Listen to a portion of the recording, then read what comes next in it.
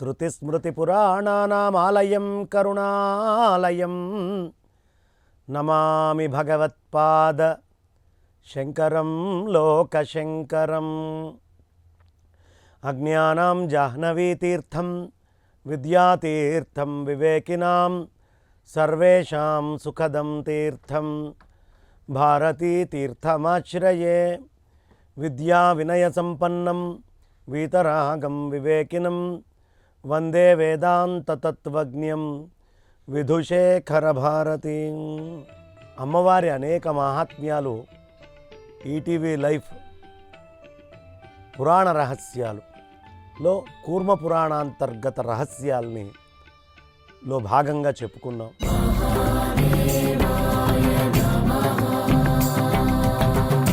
చక్కగా అమ్మవారి యొక్క తత్వము, ఆవిడ ఏ ఏ వర్ణాల్లో ఉంది, ఆవిడే ఎరుపు వర్ణంలో ఉంది అని చెప్పుకున్నాం, నలుపుగా ఉంటుంది అని చెప్పుకున్నాం, తెలుపు వర్ణము కూడా చెప్పుకున్నాం గౌరీ అని, ఆకులను తినదు అని చెప్పుకున్నాం. అందులో భాగంగా ఇవాల్టి రోజున ఆ అమ్మవారి యొక్క మహాత్మ్యాన్ని చెబుతూ చంద్రుని కాంతి వంటి కాంతి కలిగినటువంటిది ఏం చెప్పారు? బిందునాదన ఉత్పత్తి శంభునామ శశిప్రభ. శశిప్రభ చక్కటి చంద్రుడి వర్ణంతో కూడినటువంటి తల్లి అని చెబుతూ పిశంగా అన్నారు. పిశంగము అంటే ఏ వర్ణము అంటే పసుపచ్చ రంగు. ఆ తల్లి పసుపు వర్ణంలో ఉంటుంది. చూడండి, మనం అందుకనే గౌరమ్మ చేస్తాం. గౌరమ్మ అని పసుపు ముద్దని పెట్టి పసుపు ముద్దకి అర్చన చేస్తూ పసుపు ముద్దని నమస్కరిస్తూ గౌరీ పూజ చేస్తాం. అలాగే గణపతి పూజ చేసేటప్పుడు కూడా హాకిని ఢాకిని అనే శక్తులు మూలాధారంలో ఉంటాయి. అక్కడ మనం బయట పూజ చేసేటప్పుడు ఆకుల మీద పసుపు ముద్ద పెడతాం, కానీ గణపతి కాదు. పసుపు ముద్ద మీద పెట్టేటటువంటి కుంకుమే గణపతి. ఆ పసుపు త్రికోణాకారంలో ఉండే పసుపు మూలాధార చక్రానికి గుర్తు. అదే అమ్మ. ఆ అమ్మ నుంచి ఉద్భవించి అక్కడ ఆశ్రయం చెందినటువంటి స్వామిగా కపిలవర్ణంలో గణపతిని చెప్తాం. అందుకనే బొట్టు పెట్టిన తర్వాత పూజ ఆపకూడదు. బొట్టు పెట్టకుండా పసుపుతోటి చేసి ఎంతసేపు అయినా ఉండొచ్చు, కానీ ఒక్కసారి కుంకుమ పెట్టామా ఇంకా విఘ్నం రాకూడదు. అందుకని చక్కగా ఆ కుంకుమే గణపతి. చక్కటి పసుపు వర్ణంతో నిండి ఉన్నటువంటి తల్లి, మధువు అనేటటువంటి రాక్షసుణ్ణి సంహరించినటువంటి తల్లి, శివుడికి ఎడం భాగంలో ఉండేటటువంటి తల్లి, కాంతి చాలా అద్భుతమైనటువంటి కాంతితో కూడి భేదము లేనటువంటి తల్లి, మనస్సుకి నచ్చుతుంది. ఆ తల్లిని ఎంత చూసినా ఇంకా చూడాలి, ఇంకా చూడాలి, ఇంకో రూపంలో చూడాలి. ప్రకృతి ఎంత చూస్తున్నా ఇంకా ఇంకా చూడాలనిపించదండి. కాబట్టి ఎంత చూసినా తనివి తీరకుండా మనస్సుకి బాగా నచ్చేటటువంటి తల్లి ఆ తల్లి. అదేవిధంగా మధువు అనేటటువంటి రాక్షసుణ్ణి సంహరించడమే కాదు, ఆ తల్లినే మహాలక్ష్మి అంట. ఈ నామాన్ని ఎవరు అర్చన చేస్తారో వాళ్ళకెప్పుడు విద్యకి కానీ, ధనానికి కానీ, లేదు మాంగళిక ద్రవ్యాలకి కానీ, సంపదకి కానీ, ఆనందానికి కానీ ఏ విధమైన లోటు ఉండదు అని చాలా అద్భుతంగా ఈ నామాలలో మనకి తెలుస్తోంది. ఈ విధంగా మహాలక్ష్మి అయి సంపదలకన్నిటికీ ఉత్పత్తి స్థానమై తమస్సు అంటే అంధకారం, చీకటి, అజ్ఞానం దీనికి అవతల వైపుకుంటుంది. ఈవిడున్న దగ్గర తమస్సు ఉండదు, ఈవిడున్న దగ్గర అంధకారం ఉండదు, ఈవిడ ఉన్న దగ్గర చీకటి అనేటటువంటిది, బద్ధకం అనేటటువంటిది ఉండదు. అందుకనే మగవాళ్ళకి శక్తి ఎక్కువగా ఉన్నా వాళ్ళకి బద్ధకం వచ్చి ఆపేస్తూ ఉంటుంది. కొంత అయ్యేటప్పటికి ఆగిపోతారు. ఆడవాళ్ళు మెల్లిగా పనిచేస్తూ ఉన్న మగవాడి కంటే 2 రెట్లు ఎక్కువ పని చేయగలరు. వాళ్ళ హార్మోనల్ దీంట్లోనే తేడా ఉంటుంది. అందుకనే శక్తి అనేటటువంటిది చాలా విశేషంగా ఈ అమ్మ యొక్క తత్వం అండి. ఈ అమ్మ తత్వము స్త్రీలని ఆశ్రయించి ఉంటుంది. అందుకే శక్తి స్వరూపము అని మనం వాళ్ళని పిలుస్తూ ఉంటాము. తత్వత్రయానికి తల్లి ఈవిడే. మనకి 3 రకాలైనటువంటి తత్వాలు ఉన్నాయి. ఈ 3 తత్వాలకి తత్వం ఏమిటి అంటే మెలకువతోటి ఉన్నటువంటి స్థితి, కలలో ఉండేటటువంటి స్థితి, బాగా గాఢ నిద్ర, జాగ్రత్త, స్వప్న, సుషుప్తులు. ఈ మూడిట్లో 3 తత్వాలతోటి మనం ఉంటాం. ఈ 3 తత్వాలకి ఆ తల్లే ఆశ్రయం. నువ్వు మెలకువతోటి ఉండి ప్రపంచాన్ని చూస్తున్నావా, కలగంటూ బొమ్మలు చూస్తున్నావా, గాఢ నిద్రలోకి పోయి సుఖంగా ఉన్నా అనుకుంటున్నావా? ఈ 3 ఆ తల్లి నీకు ఇచ్చేటటువంటిదే. ఈ తల్లి ఎలా ఉంటుంది? అతి సూక్ష్మమైనటువంటి పదాలని ఆశ్రయించి ఉంటుంది. ఆ తల్లి చాలా సూక్ష్మమైనటువంటి పదాలు, మనం మాట్లాడే మాటల్ని ఆశ్రయించి ఉంటుంది. అవే ఈ నామాలు. అందుకనే సూక్ష్మమైనటువంటి పదాలు తెలిసినటువంటి ఋషులు, ఆ కూర్మనాథుడు ఈ సహస్రనామావళిని మనకు అందించారు. ఈ సహస్రనామావళంతా కూడా అదే విధమైనటువంటి పదాలతో పొందికాయి ఉంది. కాబట్టి అమ్మవారు దీన్ని ఆశ్రయించి ఉంటుంది. శాంతచిత్త, ఎప్పుడూ శాంతముగా ఉంటుంది. ఆ తల్లిని భయపెట్టడం ఎవరి వల్ల కాదు. నిర్భయ, ఆ తల్లికి ఎప్పుడు భయము అనేది లేదు. శివుడికి ఏ జ్ఞానం ఉందో ఆ జ్ఞానమే ఈ తల్లి యొక్క స్వరూపము. ఇక దైత్య దానవులందరినీ కూడా మర్దించి చంపేటటువంటి తల్లి ఆ తల్లి. రావణాసురుడు చచ్చిపోయాడు అంటే రాముడిలో ఉండేటటువంటి శ్యామలాశక్తి, ఆ అద్భుతమైనటువంటి శ్రీరామో లలితాంబికే లలితాశక్తి. కృష్ణుడు రాక్షసుల్ని సంహరించాడు అంటే శ్యామలాశక్తి. కాబట్టి ఆ ఎప్పుడు మర్దిస్తూ ఉంటుంది. ఆవిడే భూదేవి, చాలా సహనంతో ఉండేటటువంటి భూదేవి ఆ తల్లే. మనం కాలము అని చెబితే కాలాన్ని కొలవడానికి ఒక సెంట్రిక్ పాయింట్ ఉండాలి కదా. ఎంత రహస్యం చూడండి. కాలానికి ఈ తల్లిని కర్ణిక అన్నారు, కాలకర్ణిక. సో మనం కాలాన్ని క్యాలిక్యులేట్ చేయాలి అంటే శక్తి, ఎనర్జీ నుంచే క్యాలిక్యులేట్ చేసుకోవాలి టైంని. ఈవిడ లేకపోతే టైం అంతుబట్టదు మనకి. కాబట్టి కాలానికి కర్ణిక.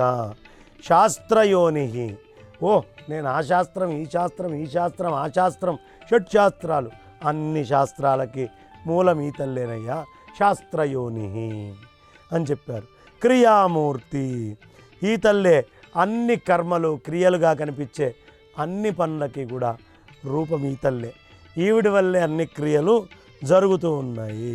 చతుర్వర్గ ప్రదర్శిత, 4 వర్గాల్ని ఈ తల్లి చూపిస్తూ ఉంటుంది. ఏమిటా 4 వర్గాలు? పురుష సూక్తంలో చెప్తారు.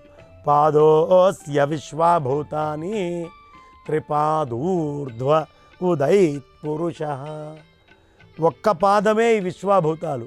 ఈ విశ్వాభూతాలకు కనిపించకుండా 3 పాదాలు ఉన్నాయ్యా. ఈ మనస్సు అనేది దానికి విశ్వాభూతాలకి దర్శించే సాక్షే కానీ విశ్వాభూతాలు కాదు. ఈ మనస్సుకి ఆ శక్తినిచ్చే శక్తి, ఆ శక్తి అంతటా నిండి ఉండి ఆత్మస్వరూపమైంది. ఈ చతుర్వర్గాలకి ఈ తల్లే చూపించేటటువంటిది అని మనకి చాలా విశేషంగా చెప్తూ ఉన్నారు. ఇక నారాయణ సంబంధిని, ఈ తల్లికి నారాయణ సంబంధం చాలా ఎక్కువ. మనుషులందరికీ కూడా ఉత్పత్తి స్థానం ఎక్కడయ్యా అంటే ఈ అమ్మవారే. వెన్నెల అంటామే, శరత్చంద్రాలు, ఆ అమ్మవారి విద్య పేరే చంద్ర విద్య. ఈ వెన్నెలంతా అమ్మవారే, కౌముది అని అందుకనే మనం పిలుస్తూ ఉంటాము. అద్భుతమైనటువంటి కౌముది రూపమే కాకుండా లింగాన్ని ధరించి ఉంటుంది. ఎప్పుడు అమ్మవారు లింగాన్ని ధరించి ఉంటుంది. అనేక కోర్కెలు కలిగినటువంటిది, భావాలు లేనిది. చాలా కోరికలు ఉన్నాయి, ఆవిడకి ఏ భావము లేదు. కోరిక ఏమిటి? ఈ సంతానమైనటువంటి వీళ్ళందరినీ అనుగ్రహించాలి అనే కోరిక. కానీ ఏ భావము ఆవిడలో లేదు, భావాతీత. కాబట్టి ఏ భావము లేనటువంటి ఆ అద్భుతమైనటువంటి తల్లికి పరా అపరా అనేటటువంటి 2 విభూతుల్ని ఆ తల్లి ఇస్తుంది. లౌకిక పారలౌకికాలు రెండు కూడా ఆ తల్లే మనందరికీ ఇచ్చేటటువంటిది. పరాంగం వల్ల కలిగినటువంటి మహిమ కలిగినటువంటిది. పరాంగము అనేటటువంటి దానివల్ల ఈ తల్లి చాలా మహిమని ఇస్తుందయ్యా. అశ్వరూపంతో ఉంటుంది ఈ తల్లి, ఎప్పుడు అశ్వరూపాన్ని ధరించి ఉంటుంది. అశ్విని అంటారు. అశ్వరూపంలో ఉండేటటువంటి అద్భుతమైనటువంటి తల్లిగా ఈ అమ్మవారిని చెప్తూ ఉంటారు. ఇక అశ్వరూపంతో కాకుండా సుందరమైనటువంటి నేత్రాలు, అమ్మవారి యొక్క నేత్రాలను చూస్తే చాలా విశేషంగా ఉంటుంది. ఎప్పుడైనా మీరు చూడండి, పరమేశ్వరుడి చేతిలో జింక ఉంటుంది. ఆ జింక తలకాయ ఇలా తిప్పి అమ్మవారి కళ్ళ వైపు చూస్తూ ఉంటుంది. అలా చూడటం వల్ల దానికి అందమైనటువంటి కళ్ళు వచ్చాయట. జింక కళ్ళు అని మనం అంటామే. జింక కళ్ళు ఏమిటి?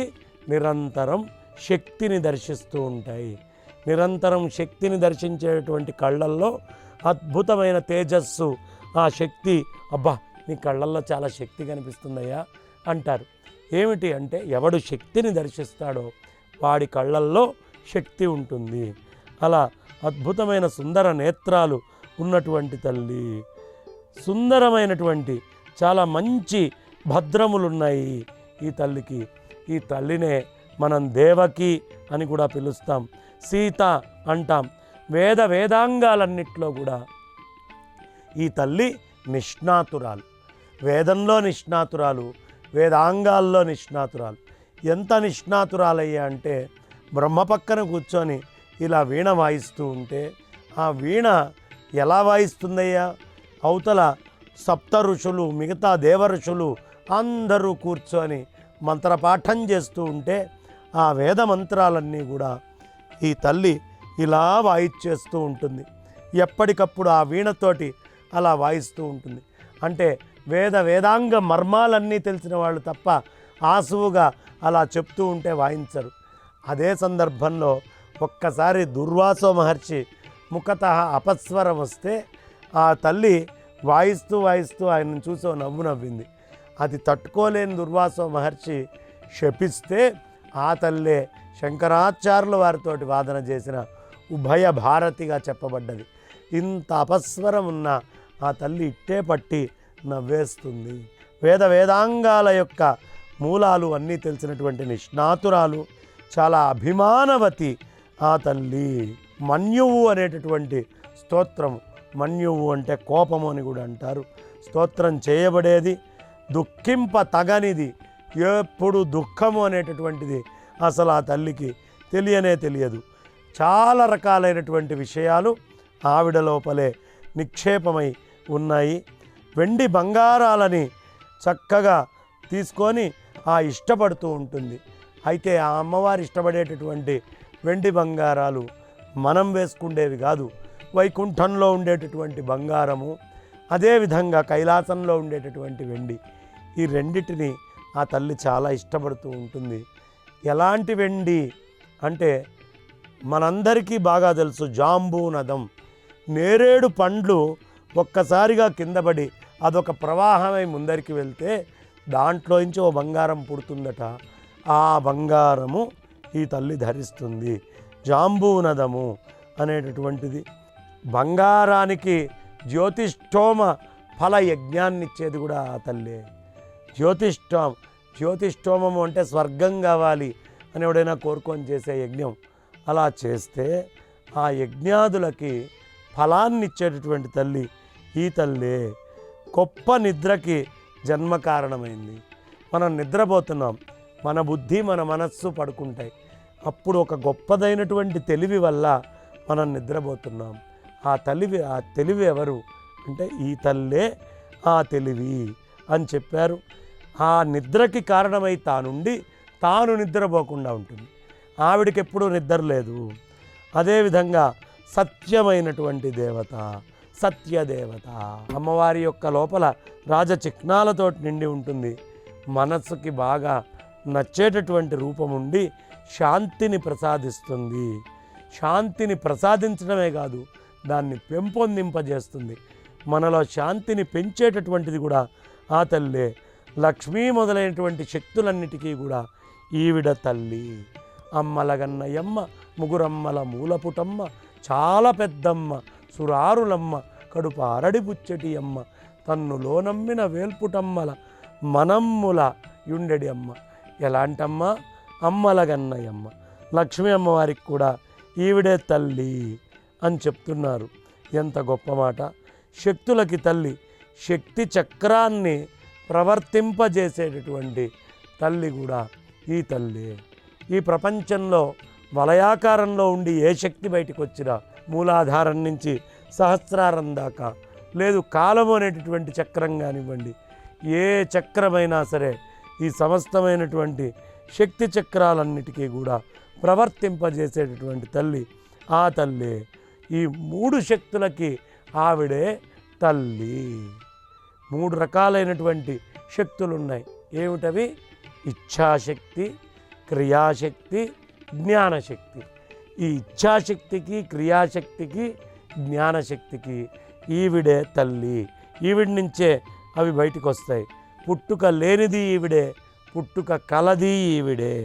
6 విధాలైనటువంటి ఊర్ములని, షడూర్ములని వదిలిపెట్టినటువంటి తల్లి, చాలా శుభ్రమైనటువంటి తల్లి, చక్కటి కర్మల్ని చేసేది ఈ తల్లే. అన్ని కర్మలకి మూలం ఈ తల్లే. ఏ కర్మని అంటకుండా ఉండేటటువంటిది ఈ తల్లే అని చెబుతూ ప్రళయాగ్ని స్వరూపం. ప్రళయము అనేటటువంటిది వచ్చినప్పుడు ఈ తల్లే అగ్నిగా వచ్చి మొత్తం భస్మీపట్టణం చేస్తుంది. ప్రళయాగ్ని స్వరూపిణి అన్నారు. శత్రుంజయ, శత్రువుల్ని జయించేటటువంటి తల్లి ఈ తల్లి. లోకాలన్నిటినీ ధరించేటటువంటి తల్లి ఈ తల్లి. కోరికలకి కారణభూత. అన్ని కోరికలు మనకు వస్తున్నాయి. ఏమండి, ఆశకి నోరెంత అన్నారు, వెంటనే సమాధానం చెప్తారు ఆకాశవంత అని. కాబట్టి అనంతమైనటువంటి కోరికలు అన్నిటికీ కూడా ఈవిడే కారణము. ఈవిడకి అద్భుతమైనటువంటి కిరీటం ఉంటుంది. ఇంద్రుడితోటి సంబంధం ఉన్నటువంటిది. ముల్లోకాల నమస్కారాన్ని ఈ తల్లి పొందుతూ ఉంటుంది. ఎప్పుడు ఎవడు నమస్కారం చేసినా మొట్టమొదట పొందేటటువంటిది ఈ తల్లే. విష్ణు సంబంధం ఉన్నటువంటి తల్లి ఈవిడే పరమేశ్వరి. ఈవిడే ప్రద్యుమ్నుడికి ప్రియురాలు, అంటే మన్మధుడి భార్య అయినటువంటి రతి. ఈవిడ దానం చేసేది, జంట చూపులు కలిగినది. శివే శృంగారార్థే, తదితర జనం శివుణ్ణి శృంగారంతో చూస్తుందట, మిగతా అందరినీ కరుణతోటి చూస్తుందట. అలా 2 రకాలైనటువంటి జంట చూపులు కలిగినటువంటి తల్లి, 3 కన్నులున్నటువంటి తల్లి, మదం అధికంగా ఉండేటటువంటి తల్లి తల్లి. హంసగమన. ఎలా ఉంటుంది తల్లి నడిస్తే? హంస నడిస్తే ఎంత అందంగా ఉంటుందో ఈ తల్లి నడక కూడా అంత అందంగా ఉంటుంది. తర్వాత తీవ్ర పరాక్రమం ఉన్నటువంటి తల్లి, చాలా విశేషమైనటువంటి పరాక్రమ సంపన్నురాలు ఈ తల్లి. వృషభాన్ని ఆవేశించినది, ఎప్పుడు వృషభాన్ని ఆవేశించి ఉంటుంది. వృషభము లోపల ఉండేటటువంటిది శక్తి, ఈ శక్తే, ఈ అమ్మవారే.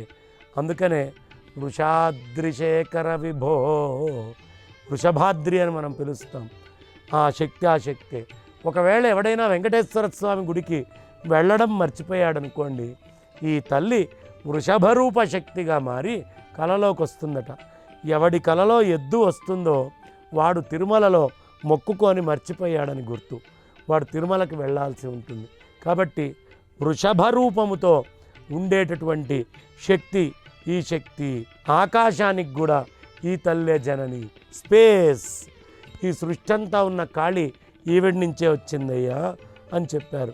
వింధ్య పర్వతంలో నివసిస్తుంది ఈ తల్లి. ఎక్కడ ఉంది? వింధ్య పర్వతవాసిని అన్నారు. హిమాలయ మేరు పర్వతాల్లో ఈ తల్లి యొక్క నివాసం ఉంటుందండి అని చెప్తున్నారు. కైలాస పర్వతంలో నివసించేటటువంటి తల్లి ఈ తల్లి. ఇక కృష్ణావతారంలో కృష్ణుడు చాణూరుడు అనేటటువంటి రాక్షసుణ్ణి చంపాడు. అయితే కృష్ణ పరమాత్మ కాదు, చాణూరుణ్ణి చంపిన వాణి కూతురు అంది. చాణూరుణ్ణి చంపింది ఎవరు? విష్ణువు. ఆయన యొక్క కూతురుగా చెప్పబడ్డది. నీతి శాస్త్రమంతా తెలిసినటువంటి తల్లి. చాణూర హంతృతనయ నీతిజ్ఞ కామరూపిణి. స్వేచ్ఛారూపాన్ని ధరిస్తుంది. ఈ తల్లికి ఈ రూపం ఆ రూపం అని లేదు, ఏ రూపమైనా ధరించగలిగినటువంటి తల్లి. వేద విద్యై అవభృత స్నానం ఆచరించినది. అవభృత స్నానము అని మనం చేస్తూ ఉంటాం. ఈ అవభృత స్నానాన్ని ఆచరించే తల్లి బ్రహ్మపర్వతవాసిని. బ్రహ్మపర్వతం మీద నాసిక్ దగ్గర ఉండే బ్రహ్మపర్వతం, గోదావరి పుట్టే బ్రహ్మపర్వతం మీద కూడా ఈ తల్లి ఉంది. వీరభద్రుడు పుత్రుడుగా కలిగినటువంటి తల్లి ఈ తల్లి. ఈవిడ వీరురాలు. గొప్ప కామానికి ఉత్పత్తి స్థానం. కామానికి ఉత్పత్తి స్థానము ఈ తల్లి. విద్యాధరులకి ప్రియమైంది. ఆవిడ దగ్గర చేసే పరిచారకుల్ని విద్యాధరులు అంటారు. సిద్ధురాలు. విద్యాధరులు నిరాకరింపగలది. విద్యాధరులు అక్కర్లేదు అని చెప్పగలిగింది. ప్రీతికారిని, అందరికీ ప్రీతినిచ్చేది. ఏం చేస్తుంది? హరిస్తుంది. సమస్తమైనటువంటి దుఃఖాల్ని హరిస్తుంది. ఆవిడ అందరినీ పావనం చేస్తుంది, తాను పావనిగా ఉంటుంది. అందరినీ పోషిస్తుంది.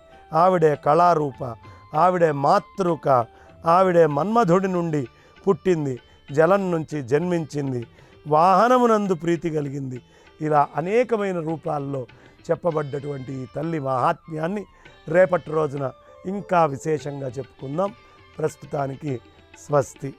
ఈ కార్యక్రమాన్ని తిరిగి చూడాలనుకుంటే www.youtube.com/@ETV Life Spiritual లో చూడవచ్చు.